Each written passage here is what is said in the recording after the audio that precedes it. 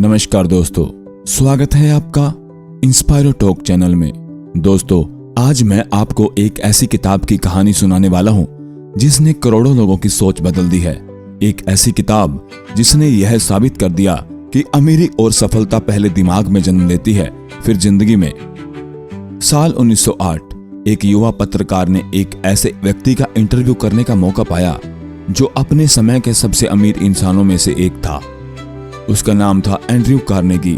Carnegie ने उस पत्रकार नेपोलियन हिल से कहा, अगर तुम यह जानना चाहते हो कि लोग अमीर और सफल कैसे बनते हैं, तो तुम्हें दुनिया के 500 सबसे सफल लोगों से मिलकर उनका राज जानना होगा। और फिर अगले 25 साल तक नेपोलियन हिल ने यही किया। उन्होंने Henry Ford, Thomas Edison, Alexander Graham Bell और बहुत से दिग्गजों से मिलकर उनकी सोच, आदतें और तरीके सीखे और उन्हें 13 सिद्धांतों में बदल दिया। यही सिद्धांत बने थिंक एंड ग्रो रिच किताब की नींव। सिद्धांत 1, इच्छा। सब कुछ यहीं से शुरू होता है। हिल कहते हैं, हर उपलब्धि की शुरुआत एक जलती हुई इच्छा से होती है।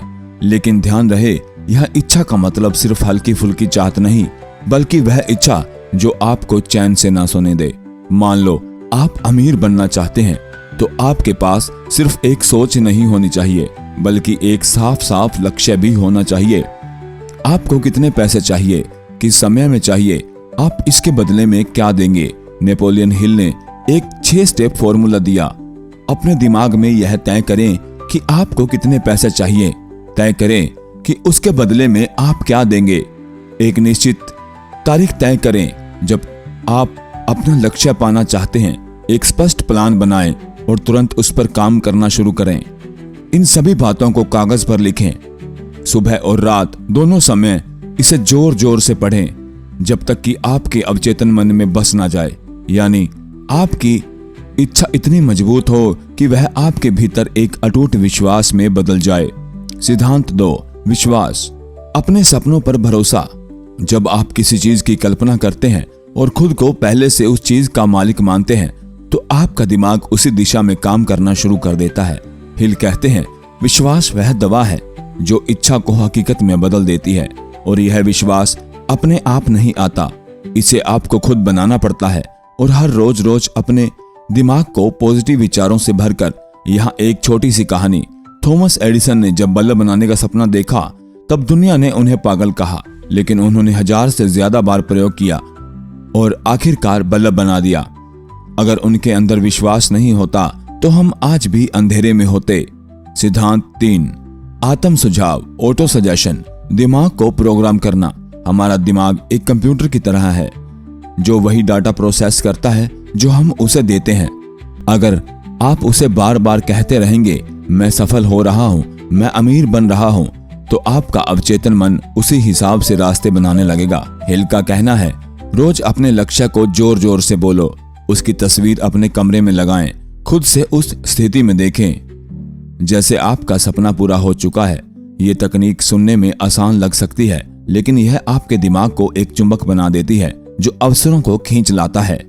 सिद्धांत 4, विशेष ज्ञान, स्पेशलाइज्ड नॉलेज। सिर्फ जानकारी होना काफी नहीं, आपको खास तरह का ज्ञान चाहिए जो किसी खास काम में आपकी मदद करे। दुनिया में कई लोग बहुत पढ़े लिखे होते हैं, लेकिन सफल नहीं हो पाते क्योंकि उन्होंने अपने ज्ञान को किसी खास दिशा में इस्तेमाल नहीं किया। उदाहरण के लिए, एक डॉक्टर, एक इंजीनियर, एक डिजिटल मार्केटिंग एक्सपर्ट, इन सब के पास स्पेशल नॉलेज है जो उन्हें आम लोगों से अलग बनाता है। हिल कहते हैं, अगर आपके पास खुद का स्पेशल नॉलेज नहीं है, तो आप दूसरों का ज्ञान किराए पर ले सकते हैं, यानी एक टीम बनाकर काम कर सकते हैं। दोस्तों, पिछले पार्ट में हमने जाना कि सफलता की शुरुआत जलती हुई इच्छा से होती है। उन्हें पंख देता है विश्वास और उसे दिशा देता है आत्म सुझाव और विशेष ज्ञान। अब आगे बढ़ते हैं और जानते हैं अगले सिद्धांत। सिद्धांत 5, कल्पना, इमेजिनेशन। विचारों की फैक्ट्री। नेपोलियन हिल कहते हैं, जो कुछ भी इंसान सोच और विश्वास कर सकता है, वह उसे हासिल भी कर सकता है। कल्पना वह जगह है जहां सपनों की पहली तस्वीर बनती है। कल्पना 2 तरह की होती है, सिंथेटिक इमेजिनेशन, यानी पुरानी चीजों के लिए नए तरीकों से जोड़ना। क्रिएटिव इमेजिनेशन, यानी नए नए आइडियाज बनाना जो पहले कभी किसी ने नहीं सोचे। उदाहरण के लिए, हेनरी फोर्ड ने कार का आइडिया खुद नहीं बनाया, लेकिन उन्होंने मौजूदा मशीनों और तकनीक को इस तरह से जोड़ा कि कार हर आदमी की पहुंच में आ गई। अगर आप अमीर बनना चाहते हैं तो रोज अपने दिमाग को नए आइडिया से भरिए, किताबें पढ़िए, लोगों से मिलिए, अपने आप से सवाल पूछिए, मैं अपने लक्ष्य को पाने के लिए नया तरीका कैसे निकाल सकता हूँ। सिद्धांत 6, संगठित योजना। सपना तभी हकीकत बनता है जब वह ठोस प्लान में बदले। हिल कहते हैं, अपना लक्ष्य पाने के लिए एक विस्तृत योजना बनाइए। अपने जैसे सोचने वाले और कुशल लोगों की एक टीम बनाइए। जब तक तरीका काम ना करे वो तुरंत दूसरा तरीका अपनाइए। यहाँ एक बात याद रखिए, असफलता का मतलब यह नहीं कि आप हार गए, बल्कि इसका मतलब है कि आपका प्लान सही नहीं था। प्लान बदलें, लक्ष्य नहीं। सिद्धांत 7, निर्णय। तुरंत और पक्का फैसला लेना। हिल ने एक रिसर्च में पाया कि सफल लोग जल्दी और दृढ़ निर्णय लेते हैं, जबकि असफल लोग निर्णय लेने में बहुत समय लगाते हैं और बार बार बदलते रहते हैं। दुनिया के महान लीडर्स जैसे अब्राहम लिंकन, महात्मा गांधी, उन्होंने अपने फैसले सोच समझ कर लिए और फिर पूरे विश्वास के साथ उन पर डटे रहे। तो अगर आपको अमीर और सफल बनना है तो यह आदत डालें कि किसी भी मौके पर जल्दी निर्णय लें। एक बार निर्णय ले लिया तो बिना वजह मत बदलें। सिद्धांत 8, दृढ़ता। हार न मानने की ताकत। यह वह गुण है जो असफल और सफल लोगों के बीच की दीवार तोड़ देता है। दृढ़ता का मतलब है चाहे कितनी भी बार आपको ना सुननी पड़े, आप आगे बढ़ते रहें। आपके भीतर इतनी मजबूत इच्छा हो कि असफलता भी आपको रोक ना सके। हिल कहते हैं, सफलता सिर्फ उन्हीं के पास आती है जो उसके लिए हार न मानने वाली कोशिश करते हैं। सिद्धांत 9, मास्टरमाइंड समूह। कोई भी इंसान अकेले महानता हासिल नहीं करता। मास्टरमाइंड का मतलब है 2 या अधिक लोग जो एक ही लक्ष्य के लिए साथ मिलकर सोचें और काम करें। नेपोलियन हिल ने देखा कि बड़े बड़े बिजनेस टाइकून के पास हमेशा एक मास्टरमाइंड ग्रुप होता था जो उन्हें नए आइडिया, सलाह और ताकत देता रहता था। अगर आप अमीर बनना चाहते हैं तो ऐसे लोगों के साथ रहें जो आपके सपनों में विश्वास रखते हों, आपको सही दिशा दें, ना कि हतोत्साहित करें, जिनके पास वो अनुभव और ज्ञान हो जो आपके पास नहीं है। दोस्तों, पिछले पार्ट में हमने जाना कि कल्पना, संगठित योजना, निर्णय, दृढ़ता और मास्टरमाइंड समूह कैसे सफलता की मजबूत नींव रखते हैं। अब हम नेपोलियन हिल के अगले और गहरे सिद्धांतों की तरफ बढ़ते हैं जो इंसान के भीतर छिपी हुई ताकत को उजागर करते हैं। सिद्धांत 10, यौन ऊर्जा का रूपांतरण। पहले सुनकर अजीब लग सकता है, लेकिन नेपोलियन हिल का कहना है कि इंसान की यौन ऊर्जा एक बेहद शक्तिशाली रचनात्मक शक्ति है। जब इस ऊर्जा को सिर्फ शारीरिक इच्छाओं में खर्च करने के बजाय रचनात्मक, व्यावसायिक और बौद्धिक कामों में लगाया जाता है तो यह सफलता की रफ्तार कई गुना बढ़ा देती है। दुनिया के कई महान कलाकार, लेखक और नेता इस ऊर्जा को अपने काम में बदलने की कला जानते थे। इसका मतलब है अपनी भावनात्मक और शारीरिक ताकत को कंट्रोल करके उसे लक्ष्य की ओर मोड़ना, ताकि आपका फोकस और क्रिएटिविटी उच्च स्तर पर रहे। सिद्धांत 11वां, अवचेतन मन, द सबकॉन्शियस माइंड। आपका अवचेतन मन आपके जीवन का ऑटो पायलट है।